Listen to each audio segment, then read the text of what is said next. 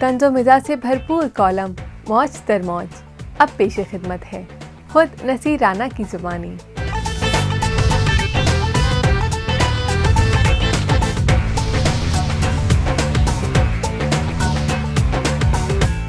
ناظرین کرام، ہم آپ کے بے حد مشکور ہیں کہ آپ ہمارا کالم موج در موج پسند کرتے ہیں، اور ان میل اور فیمیل کے بھی ہم شکر گزار ہیں جو ای میلز کے ذریعے ہم سے رابطہ رکھتے ہیں، ہماری حوصلہ افزائی کرتے ہیں اور نت نئی خبریں اور مزے کے ٹوٹکے ہمیں فراہم کرتے رہتے ہیں۔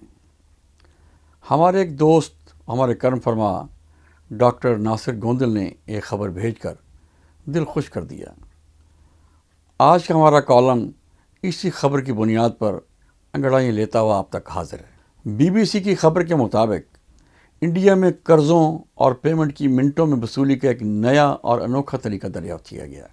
رگھو رام سیٹھی کا چھوٹا موٹا بزنس تھا، مگر اس کی رقم چند پارٹی کے پاس پھنسی ہوئی تھی اور وصولی کا کوئی امکان نہیں تھا کہ اچانک اس کے ذہن میں ایک اچھوتا طریقہ آیا اور اس نے چند خواجہ سراؤں کو جمع کیا اور عین بزنس کے عروج کے وقت پارٹی کے پاس بھیج دیا۔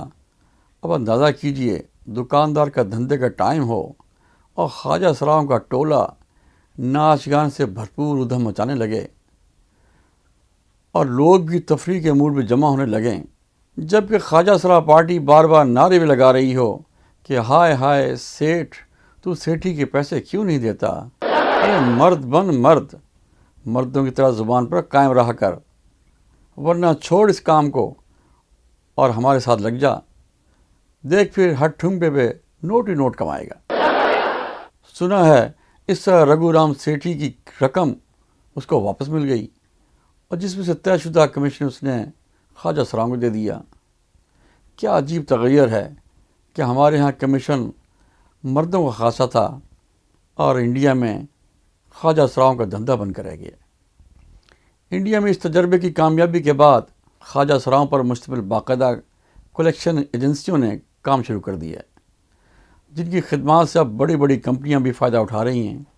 ظاہر ہے کہ شریف آدمی کے گھر، دکان یا دفتر پر کلیکشن ایجنسی ایکشن اور ری ایکشن پلے کرنے لگے تو اس سے تو جان چھڑانے کے لیے رقم واپس کرنی ہی ہوگی، کیونکہ اس ٹولے کو تو کوئی کام ہے نہیں، وہ تو سارا دن وہاں ادھم چوکڑی کرتے رہیں گے اور دوسرے کا کاروبار تباہ ہوتا رہے گا اور شرمندگی کا سامنا الگ۔ لہٰذا لوگ اپنی عزت اور کاروبار بچانے کے لیے فوراً رقم کی ادائیگی کر دیتے ہیں، بلکہ اکثر جگہوں پر جب صرف فون پر اطلاع دی جاتی ہے کہ اگر رقم واپس نہ کی تو ایکشن سے بھرپور کلیکشن ایجنسی کو بھیج دیا جائے گا، تو دوسری طرف سے آواز آتی ہے کہ رام کے لیے بے لگام ٹولے کو مت بھیجیں، ہم آپ کا پیسے بھجوا رہے ہیں۔ اس طرح سے پیسوں کی ریکوری کو بامبے اسٹائل ریکوری کا نام دیا گیا ہے۔ خواجہ سراؤں کی اس کارکردگی کو دیکھ کر اندازہ ہوا ہے کہ واقعی اللہ تعالیٰ نے کسی چیز کو بیکار نہیں بنایا، کیونکہ جو چیز اتنے عرصے سے بیکار پڑی تھی اب کس قدر کارآمد ثابت ہو رہی ہے۔ ایک خواجہ سرا کے مرنے کے بعد حساب لینے کے لیے فرشتے نے کہا، چل بھائی حساب دے۔ خواجہ سرا بولا، ہائے ہائے، مجھے دے کر کیا بھیجا تھا جو حساب مانگ رہے ہو؟ جیسے بے ضرر دنیا میں بھیجا تھا ویسا بے ضرر واپس آ گیا ہوں، پھر حساب کس بات کا؟ اور اب وہ وقت آ گیا ہے کہ ان کے ہی ذریعے بڑے بڑے حساب چکتائے جا رہے ہیں۔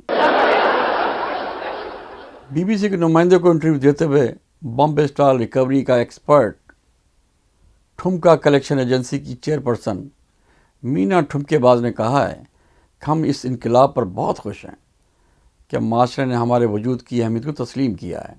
ہم سوچ بھی نہیں سکتے تھے کہ کبھی یہ وقت آئے گا کہ لوگ ہماری عزت کریں گے۔ آج ہم لوگوں کی ڈوبی ہوئی رقمیں واپس کروا رہے ہیں اور اپنی بھی عزت بنوا رہے ہیں اور روٹی بھی خوب کما رہے ہیں۔ ہمارے ناچنے گانے شوق بھی پورا ہو رہا ہے اور کام بھی ہو رہا ہے، یعنی آم کے آم اور گٹھلیوں کے دام۔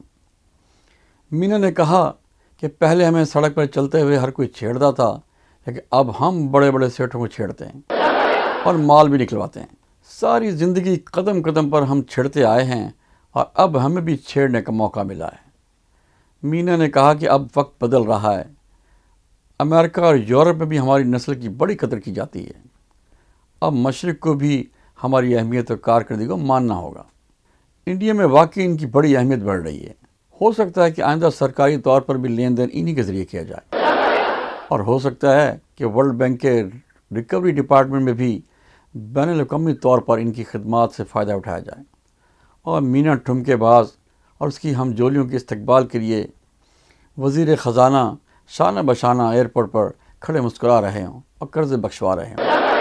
اگر یہ طریقہ پہلے ایجاد ہو گیا ہوتا تو اب تک پاکستان کے بھی سارے خواجہ سرا کام پر لگ گئے ہوتے. پڑھے لکھے اور تعلیم یافتہ نوجوان بے شک بے روزگار رہتے، مگر معاشرے کا ایک طبقہ تو برسر روزگار ہوتا، بلکہ روزگار حاصل کرنے کے لیے اب تک کئی نوجوان بھی انہی کا روپ دھار چکے ہوتے ہیں اور ٹھمکوں کے زور پر روٹی کما رہے ہوتے ہیں. اگر یہ ٹیم پہلے تیار ہو گئی ہوتی تو بین الاقوامی سطح پر بھی بڑے کام ہو چکے ہوتے ہیں، اور امریکہ کے گرد گھیرا ڈال دیا جاتا تو F-16 کا مسئلہ کب کا حل ہو چکا ہوتا، اور اوباما کو بھی تڑیاں لگا رہے ہوتے کہ ہائے ہائے رے اوباما، ہم سے نہ اڑ اور ہمارے پیسے فوراً واپس کر، ورنہ تیرے سارے ایکشن ہم ایکشن ری پلے کر کر کے دکھائیں گے اور تجھے مشل سے قدم قدم پٹوائیں گے.